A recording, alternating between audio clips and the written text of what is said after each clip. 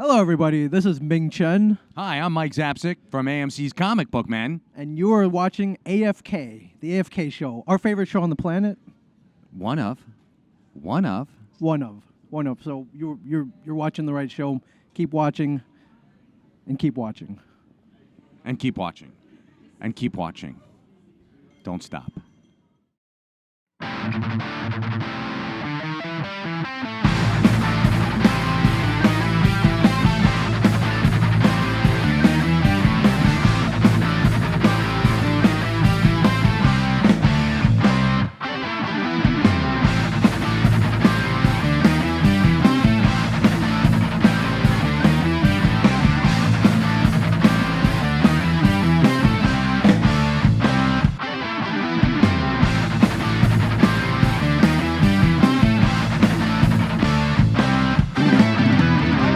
With Houston PBS, or Houston Public Media, now as we call ourselves, and we are thrilled to have with us today, as I'm sure you all are, the man who, in his mind, lives such characters as the Hulk, Iron Man, Thor, all of the X-Men, the Fantastic Four, Daredevil, and of course, Spider-Man. Please do me a favor, put your hands together, and welcome up to the stage, Stan Lee.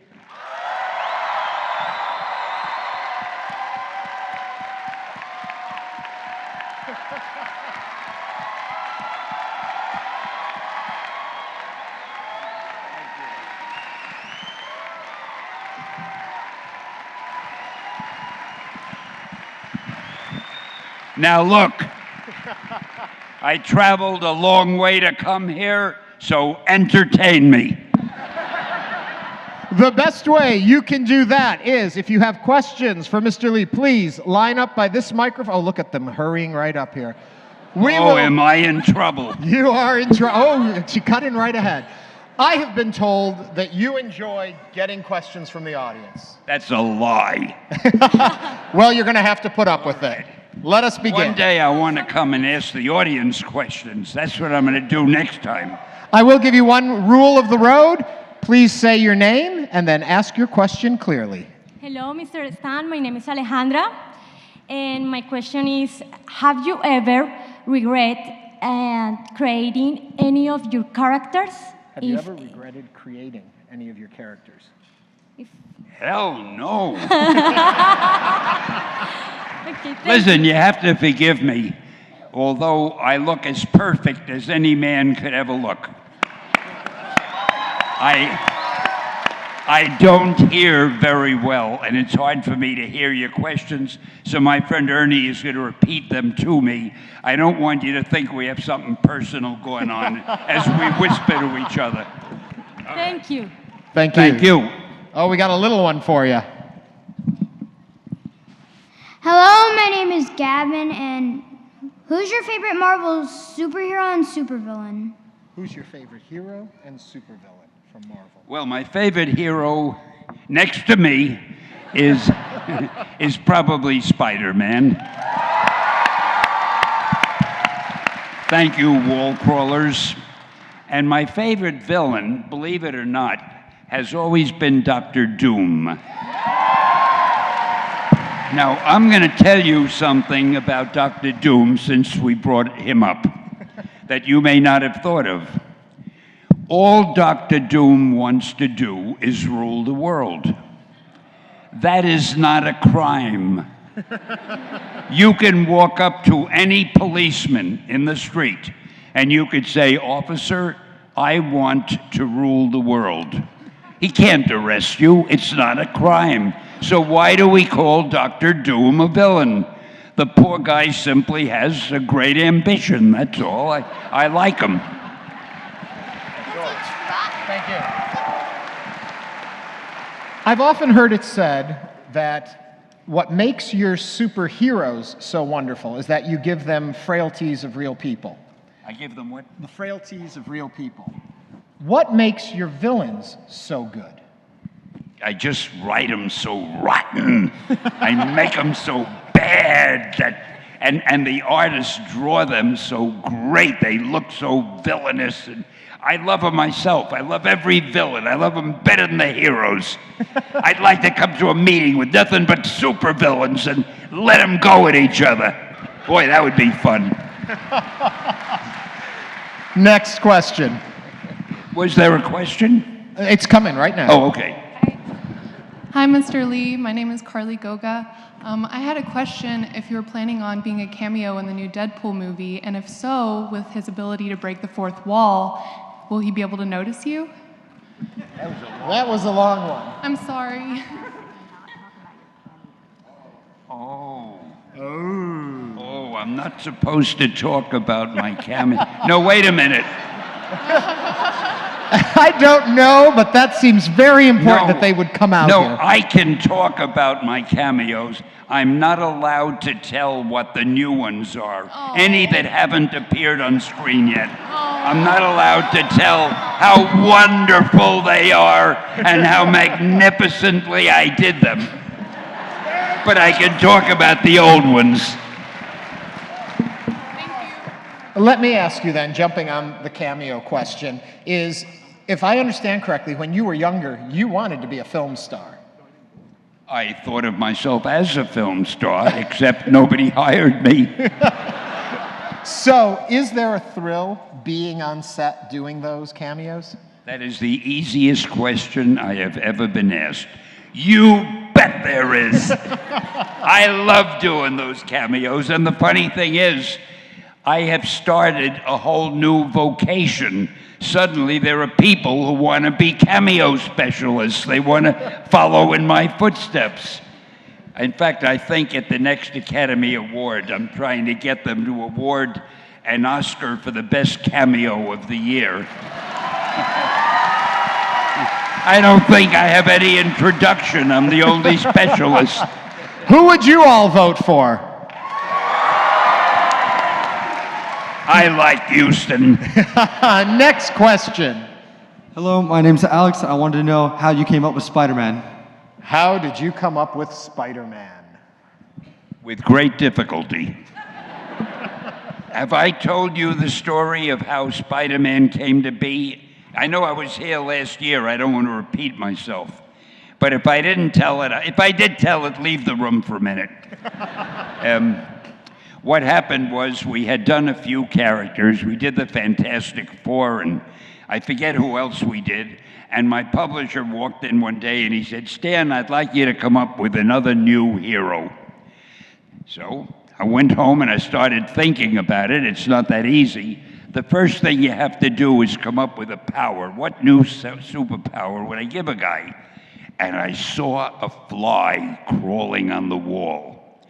And I said, wow, wouldn't it be something to have a hero that could stick to walls like an insect? I said, did I say, wouldn't it be cool? If I said that, I lied to you because they didn't have that word. I probably said, wouldn't it be groovy? But anyway, okay, I decided what the superpower would be. So now I had to figure out what else is there about him? What's his name? So I didn't like Fly Man. I thought Insect Man, nah. Mosquito Man, nah. And then I got to Spider-Man.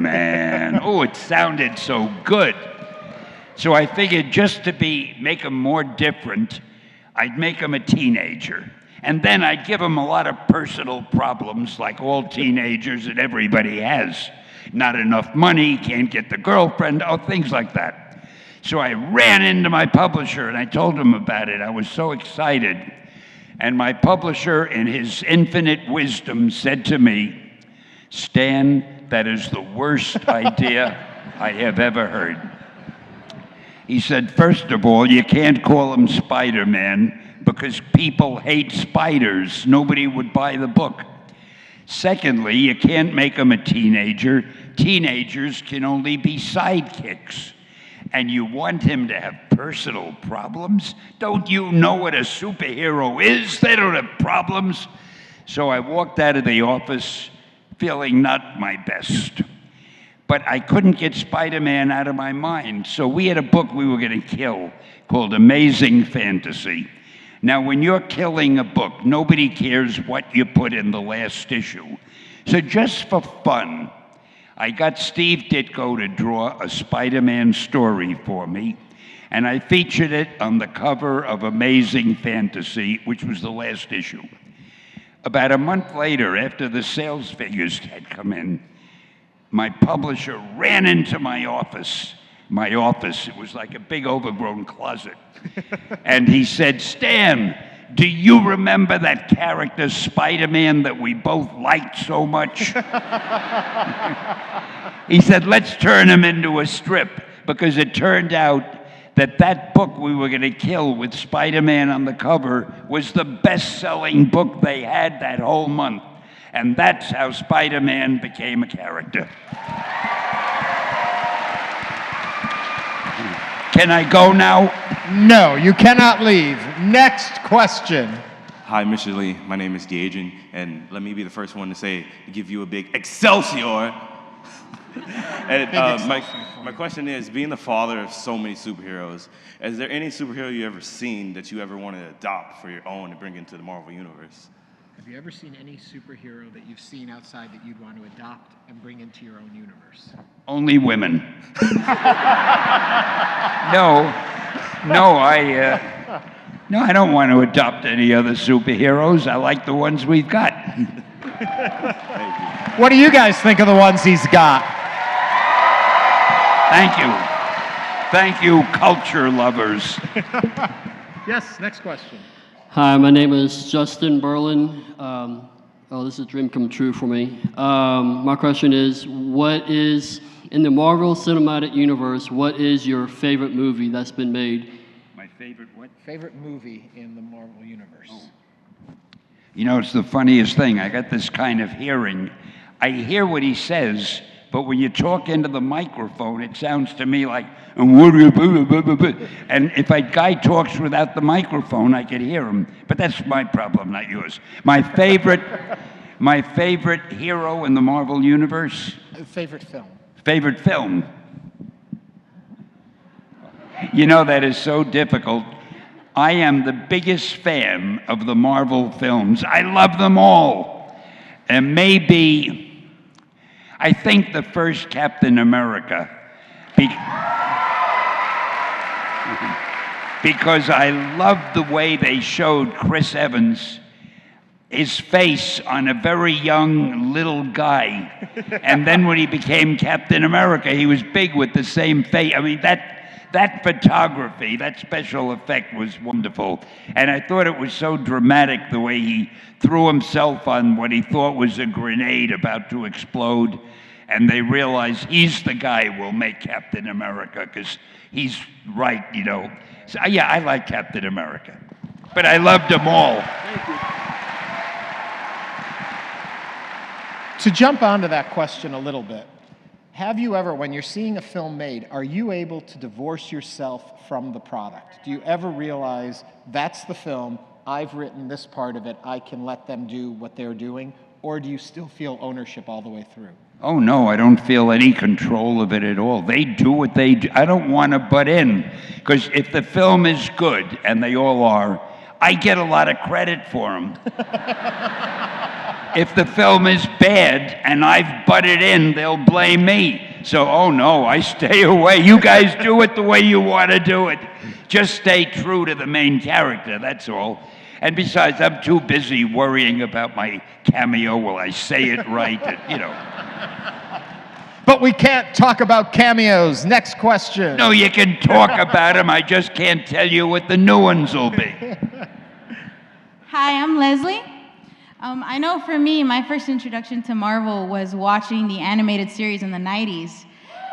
So my question is, what's been your favorite animated adaptation? What was your favorite animated adaptation? Believe it or not, I hardly remember all of them. Spider-Man was an animated one. You were And singing in that one. we had a very early series. It was one of our first ones.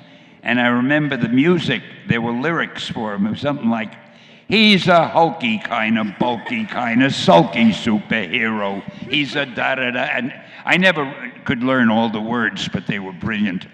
But we've had cartoons about all those guys. And I don't have a favorite because I truly do not remember them that well. I wasn't doing cameos then, so who cares? No, you cameoed in Spider-Man, the animated series. Did I? Yeah, when they did the crossover of the different Peter Parkers from Oh, different was I universes. good? You were great. He took you for some web slinging in New York. By the way, my wife did a voice. She was Madam Web in some of the Spidey cards. That was my entire wife. She was incredible. Thank you very much. Because of my PBS connection, I have to ask you, and you're talking about Spider-Man, The Adventures of Spidey on the Electric Company. Oh, yeah. How did that come to be? Well, the people at, I think it was originally Sesame Street, that was the original. Children's Television Workshop. The what? Children's Television I'm sorry, Children's Television Workshop. They were, of course, big fans of the Marvel books. And they realized that the Marvel books were reaching young kids. And they thought it would be a good way to help education to use the Marvel characters in their shows. It would make the young kids want to tune in, and it would let them try to emulate the heroes the way that they'd be presented by the show. So it was a good thing for us and a good thing for them, and it made me feel very scholastic. Thank you. Next question. Hi, my name's Mark.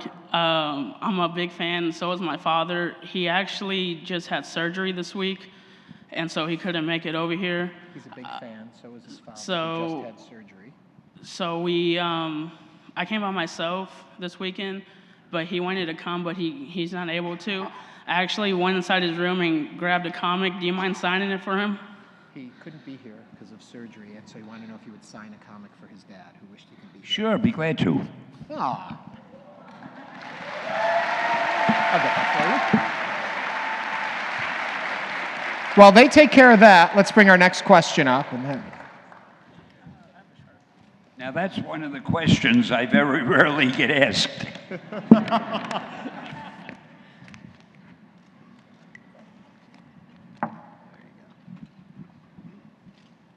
Now, don't everybody think you can bring up your stuff to get signed, okay?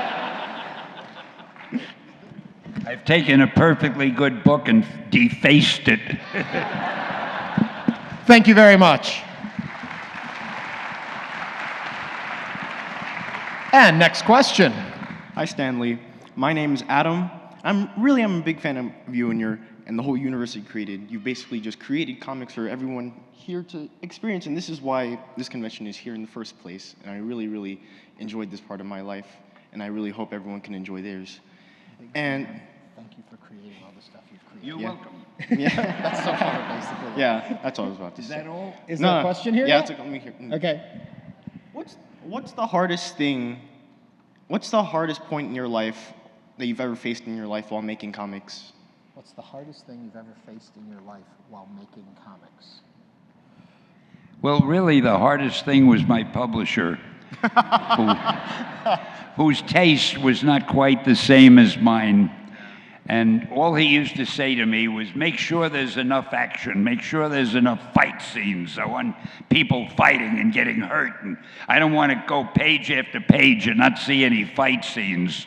And I had to live with that until years later when I became publisher, so I could say to the new editor, give me enough fight scenes. Well, I didn't do that. Thank you.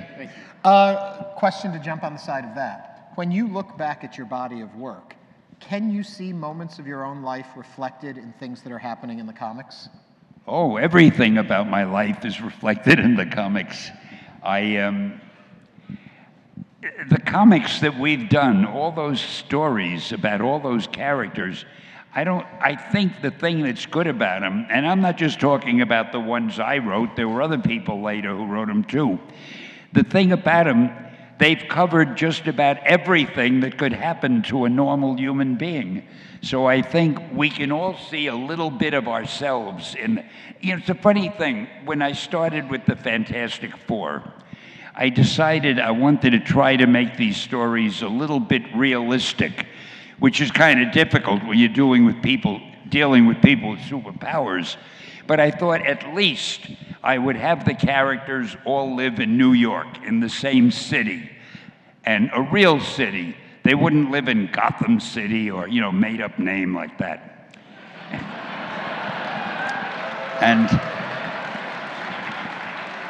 And I wanted them, as I had told my publisher originally, to have personal problems and things. I mean, Iron Man, who's one of the most powerful heroes with his iron suit, he's got a bad heart, for crying out loud. So I think anybody reading these books can identify a little bit with some of the characters, because away from their superpower, we try to make them real people. The only one they've never gotten around to was me. They haven't made a hero out of me yet, but I'm still working on that. Do you guys think Stan Lee already is a superhero? Oh, that's a funny thing. I got to tell you this. People have asked me, if you could have any superpower in the world, what power would you want? I thought about it a little, and I finally came up with the answer. If there was such a thing, I would like perfect good luck. Because if you're lucky, you can accomplish anything. And if a bad guy shoots you, his bullet will miss. Whatever, I mean, nothing bad could happen, and everything good could happen. And you may say, well, why haven't you ever done a superhero who's lucky? It's because I can't find any reason to put him in a costume. And fans of superheroes love superheroes who wear costumes.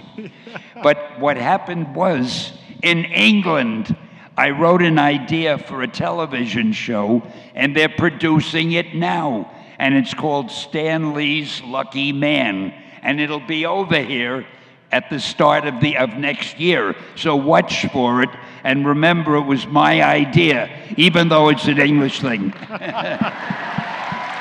And if he's lucky enough, it'll be a big hit. Next question. Hello. My name's Jared Hurston. First off, welcome back to Houston. Welcome back to Houston. Oh, thank you. Very welcome. It's fun being here. I got to tell you, you people are great. My question is, out of all the things you've done in your career, what would you say would be your greatest accomplishment? Greatest accomplishment in your career? Surviving this afternoon, I think. Oh, gosh, I don't know. Maybe being lucky enough that the stories I wrote have lasted, and now they're making movies of them, and I, who have nothing to do with the movies, get all this credit. So that's kind of nice. But I don't think much about accomplishments because I'm too busy worrying about the next thing I'm going to do and hoping that that'll be good, like Stan Lee's Lucky Man in England. Thank you very much. Next question. Stan, my name is James David Rogers. I am your biggest fan. Marvel's, check my live journal and you'll find out why. My question is a two-part question. First, I want to know how you feel about knowing that your stories and your dream have touched millions of children all over the world, influenced their entire lives. Second, that feels good. That feels good. Okay. The other thing I want to know is, was Jim Steranko as cool as he looks in all his pictures? Is Jim Steranko as cool as he looks? A little louder. You, not yeah, him. I know, but I want to hear him again, just make sure. Oh, the question is, was Jim Steranko as cool in real life as all his pictures? Oh, absolutely. He's one of the coolest guys you know. You'd love him. Yeah. He looked like a real lady killer. He looked like a real lady killer. Though I've seen some He pictures. hasn't murdered them, but he's popular with the girls. Thank you very much. You never know what question you're going to be asked. It is such fun being on a panel. Thank you. Thank you. Next one. Hi, Stan. My name is Kelly. And I was wondering, for edX, the rise of superheroes and their impact on pop culture class, I'm taking it, and I was just wondering how you and Michael Estlin decided to get together for that, and like how long the process took. And I know y'all had like a huge number of people that got on there. Like if it just I like am blew your missing mind or anything. so much of what you're saying. Oh, I'm sorry. Give it to me a little slower. Okay, Bring it down to a few and tell me what your question is. Okay. So I was just wondering, like how you and Michael Estlin decided to do the course online, the rise of superheroes and their impact on pop culture. Course online. Are you familiar with that? Superheroes. The rise of superheroes. It's an online course. Online what? On the computer course. Stan, you're a professor for it. Like you're. Everything online is becoming a way of life. I mean, the computer and being online, even today, I wanted to find something out. The first thing I did was go to my little cell phone and I asked the question and I got online and I got the answer. So if that's the question, the heroes being online, it's obvious they're going to be, and there'll be more and more that way. And as a matter of fact, we're now I have a little company called POW, P-O-W. It stands for Purveyors of Wonder, but I'm sure you've all guessed that already. And we're doing a number of shows just for the internet that you'll be hearing about later. I'm not allowed to mention them now, but you'll get them. Thank you. Thank you. How has technology changed what you do? Has it changed Western? How it changes what you do. Oh, technology to me is the greatest thing in the world. I cannot get over the computer. I cannot get over Googling something. I don't know how they were able to put the sum of human knowledge into Google, because there's nothing you could ask them where you won't get the answer. May not be the right answer, but it's an answer. And I just wish, not only is my hearing not good, my eyesight isn't that good, and it's harder and harder for me to look at things on the computer. I wish I could see them better, but man, I use the computer all the time. I'm always asking questions, and I'm sure the little girl inside of my computer that talks to me is getting so bored with these things I ask her, but I love it. Next question. Hi, Mr. Lee. My name is TJ, and my question is, with all the cameos that you've done already, there's a theory going on that you are the Watcher. With all the Can you comment on that? You've done already, there is a theory that you are the Watcher. Well, I never said I wasn't.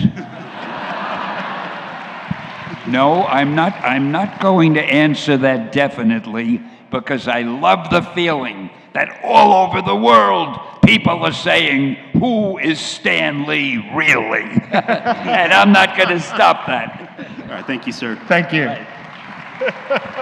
But I think the way I had him drawn, he didn't look a lot like me. Hello, next question. I am Loki of Asgard. He is Loki. You're Loki? Yes, I have. Hey, my brother-in-law. What made you come up with your reimagining of Thor and Loki when you made them into comic book characters? What drove you to your reimagining Thor and Loki when they came into the comic books? Well, I was looking, as I always did, to come up with a new superhero. And I felt we already had Galactus, and we had all of our other powerful heroes, villains rather, and I was thinking, who can I get that's even more powerful? Who can I get who's the scariest villain of all? And then I figured, why not a god? So I thought first of the Roman gods, but everybody knew them. And the Greek gods, everybody knew them, but people weren't as familiar with the Norse gods. Of course, me, I know everything. So I love the idea of Odin being the All-Father. I think of him as me. I was very annoyed I didn't get to play that role, by the way.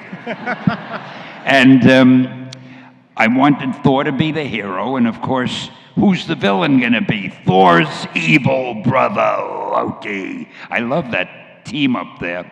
As a matter of fact, when I first wrote it, Thor was an American doctor who walked with a cane. He had a limp. And I forget the whole story, all the details, but he had to go to Norway for some reason. And when he was in Norway, he was doing something good. I forget what it was, but he saw this hammer lying in the woods somewhere. You couldn't see it, it was concealed, but he had bumped into it. And there was a sign that said something like, only someone who's pure of heart and deserving, blah, blah, blah, can lift this hammer. And there were guys chasing him, and he needed a weapon. So he reaches down, and he lifts up the hammer. And the minute he does, he turns into Thor. And the cane had become a hammer. And when he goes back to New York City, he's got the cane, but anytime he taps it, it can turn into the hammer, and he turns into Thor. They left all of that out in the movie, which is fine, because it's too complicated anyway. And I forgot what your question is, and I'm rambling on, and I'm sorry. I tend to do that. Question for you. When you are creating characters, do you have to worry about making them too powerful? Do you hit a point where then what can ever stop them? What can ever be their challenge? No, that's what's fun. I try to get a villain who is so powerful that nothing can stop him. Then I have to find a hero who's powerful enough to stop him. And it's like you're always doing a puzzle all the time. If it was easy, writing would be boring. But this kind of writing is interesting because it's always a contest. And if you don't win the contest, you're going to come up with a lousy story. Talking about writing, Stan Lee, the name that we know you by today, was originally for your comic work, and you were keeping your birth name for the great American novel you were going to write. Do you ever regret not having written that book? No, I really don't. I don't think about it anymore. And what happens is you get spoiled. I was able to write a comic book. I wrote a comic book a day, an issue a day, and I loved doing that. I'd wake up in the morning, start writing, and by dinner time I had done an issue.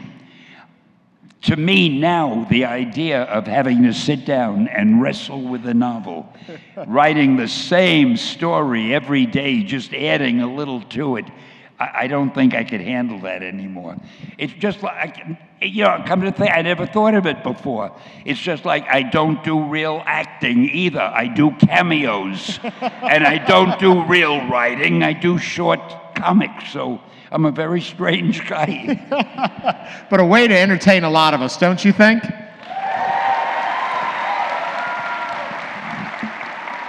Next question. Hi, so I know we can't ask about future cameos. Boy, you people are obsessed with cameos out here today. She's like, I know you can't talk about future cameos.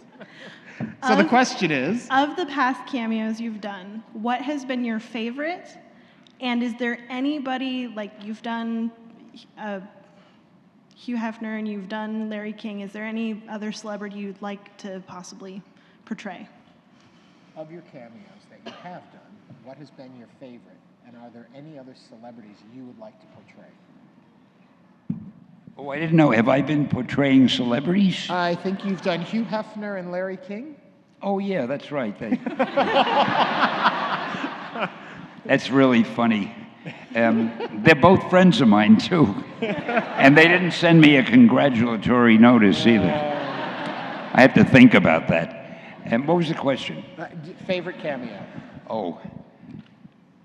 I liked the one in the Fantastic Four where I couldn't go to the wedding because they didn't believe I was Stan Lee. And I liked the one in Iron Man where Tony Stark, I'm standing with three sexy-looking blondes all around me, my arm around all of them, and Tony Stark walks by and he says something like, "Way to go, Hef."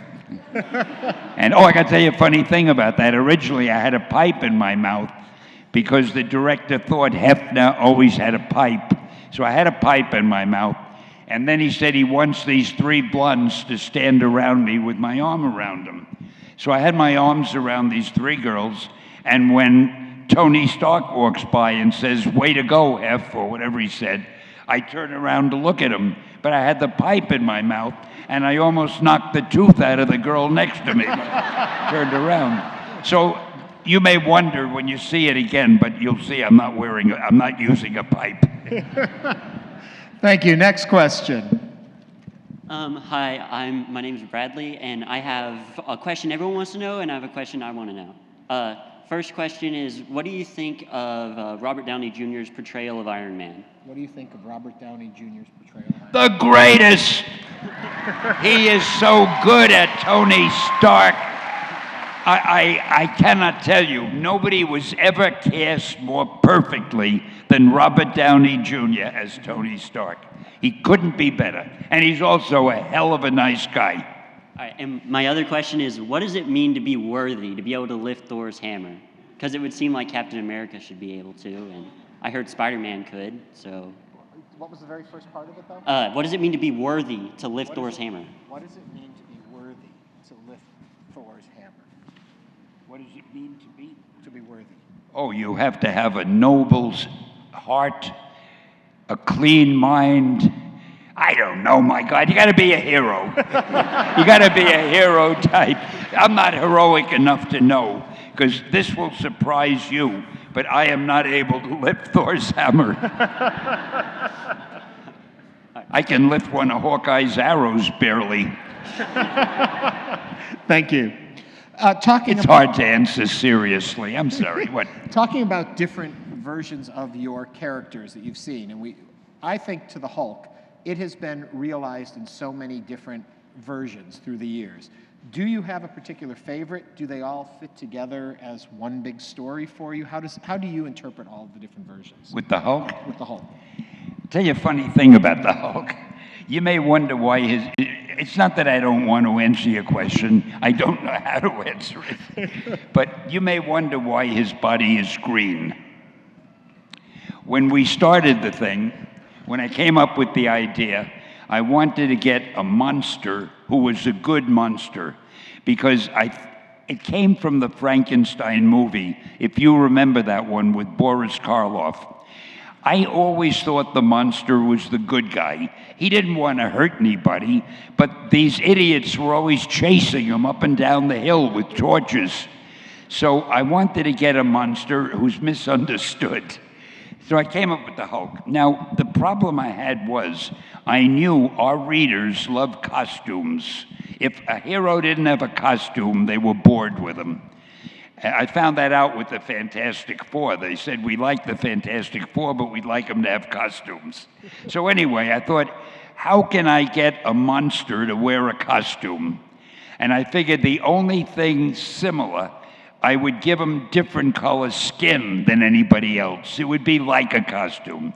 So I decided I'd make his skin very gray. I thought that would look kind of ominous. And in the first issue, if those of you who've seen issue number 1 of the Hulk, his skin is gray. But the printer couldn't handle gray well. In one page he was light gray, in one page he was dark gray, in one page he was black, in one page he was white. I said, this will never do. Now, when you're an editor, you're very powerful. So I called the printer and I said, I want a different color for the Hulk. And I thought, what color is nobody using? And at the moment, I couldn't think of any green characters. So I said, make the Hulk green. And they were able to print green pretty consistently throughout the book. And now you know, and only you, nobody else, knows why the Hulk is green and not gray today. Speaking of that, which has nothing to do with that, when you talked about the cameos, I got to tell you a funny thing about doing cameos. They have me go to the studio to do the cameo where they're shooting the movie. So one of the times I went, I was wearing a white shirt, a black sweater, a pair of beige pants, and white sneakers. So I walked in, and they said, okay, you got to go to wardrobe now. So I went to wardrobe, and the wardrobe woman said, here, I want you to put on this white shirt, this black sweater, this pair of beige pants, and the white sneakers. And I said, maybe you haven't noticed, that's what I'm wearing now. And she said, no, no, you've got to wear our white shirt and black sweater and sit. And I had to take off what I was wearing and put on the exact same thing because it came from their wardrobe. And that's just a little aside as to the things we great actors have to go through.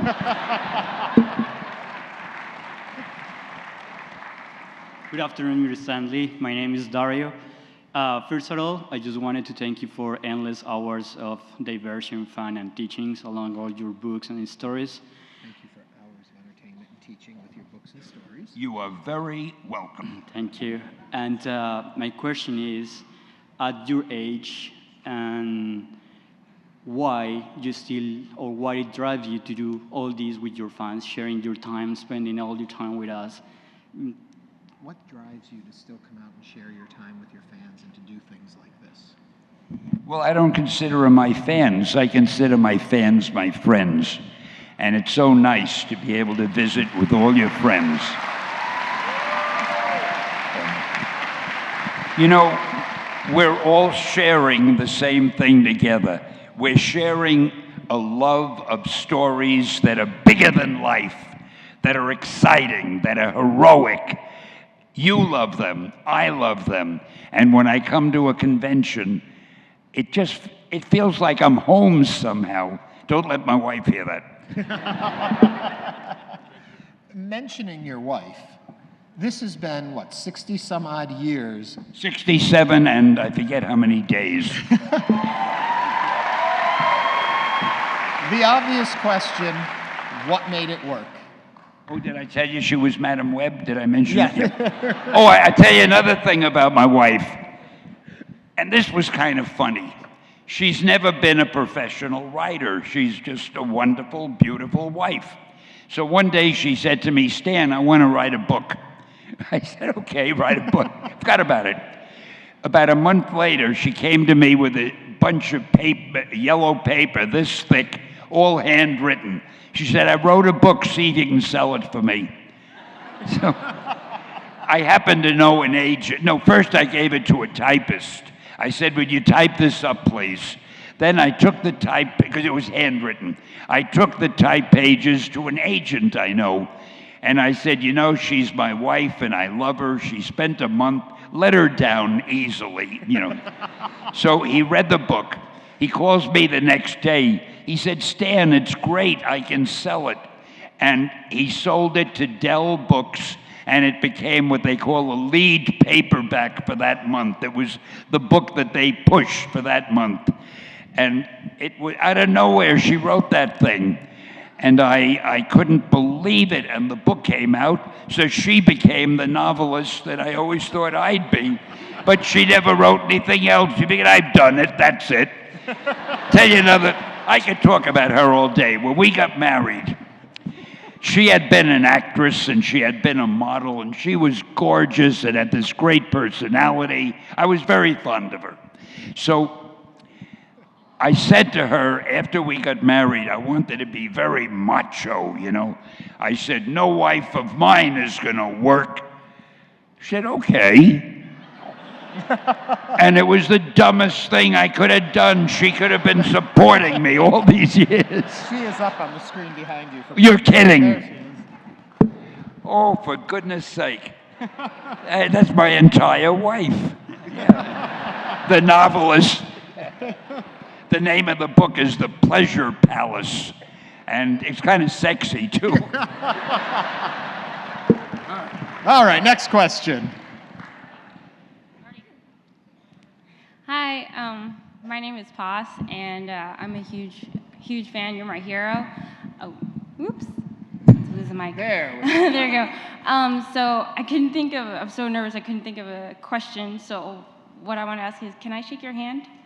She's a huge fan. She's so nervous she couldn't think of a question. So she wants to know, can she shake your hand? Here we go. Where are you?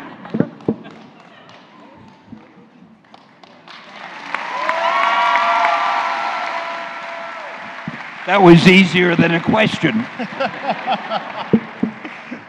Okay, here comes our next question. Hi, my name is Alexander Saggy. It's really cool to meet you. Really cool to meet you. Is it? How do you? It's really cool to meet you. Oh, thank you. You're welcome. What was like? Okay. How do you feel after you left Marvel? After I believe it was 100, Spider-Man 100.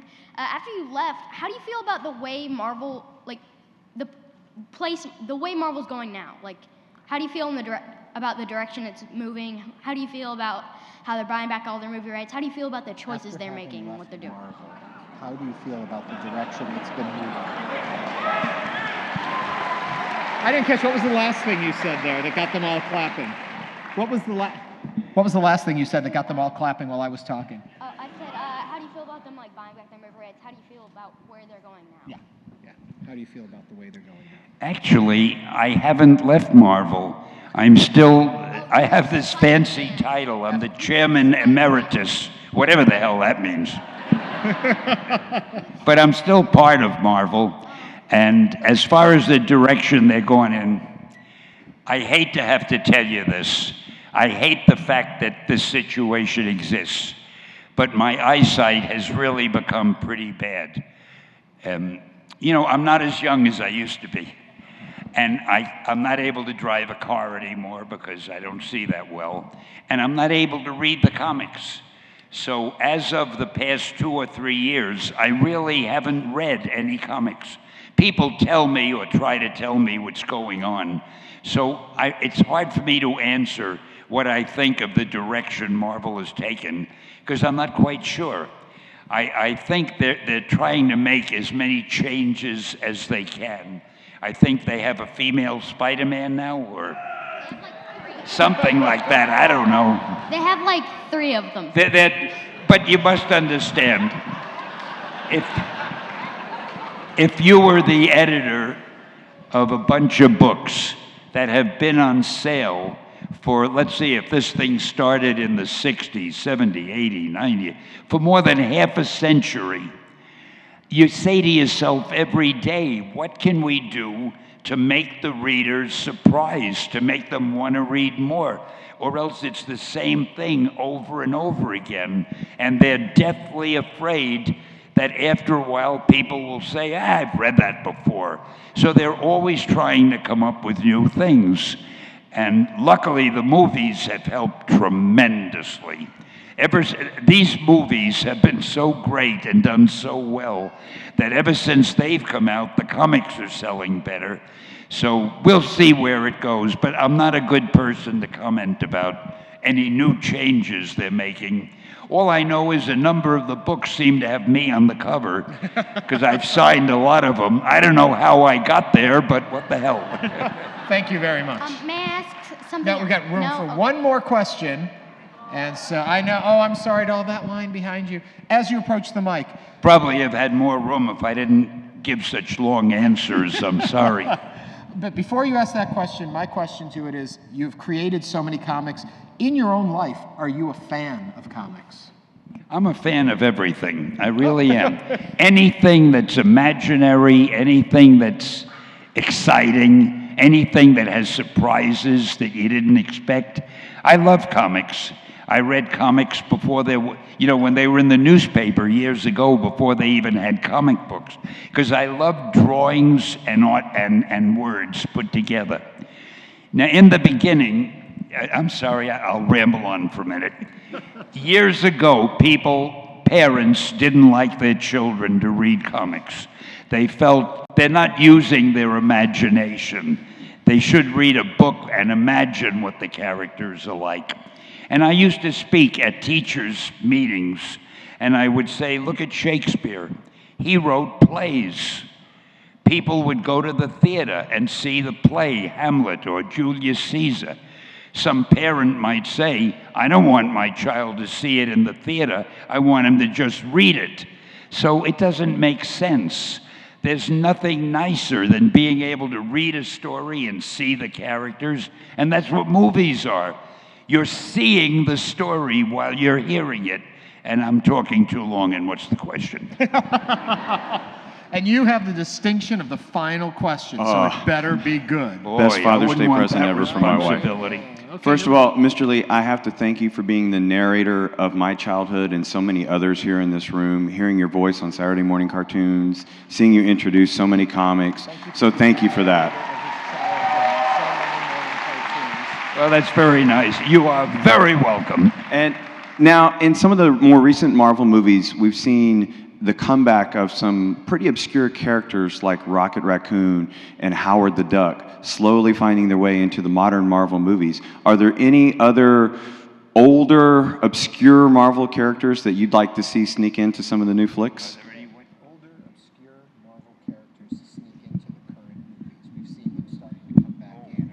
Oh, well, I don't know that they're obscure. I can't wait for the Black Panther to come along. We'll be working on him. Doctor Strange, the Inhumans, and they're all going to come along. So it's exciting. I can't wait to see them all. And to have my cameo in them, of course. But we can't talk about that because it hasn't happened yet. I'm not describing them. I guess we have come to the end. I'm sorry. And on behalf of Comicpalooza, the city of Houston, all of us here today, thank you for everything you've given us. Everybody, Mr. Stan Lee.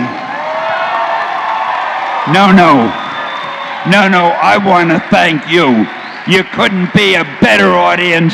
You couldn't have given me a happier half hour. I love you all. Oh, and I almost forgot. Excelsior!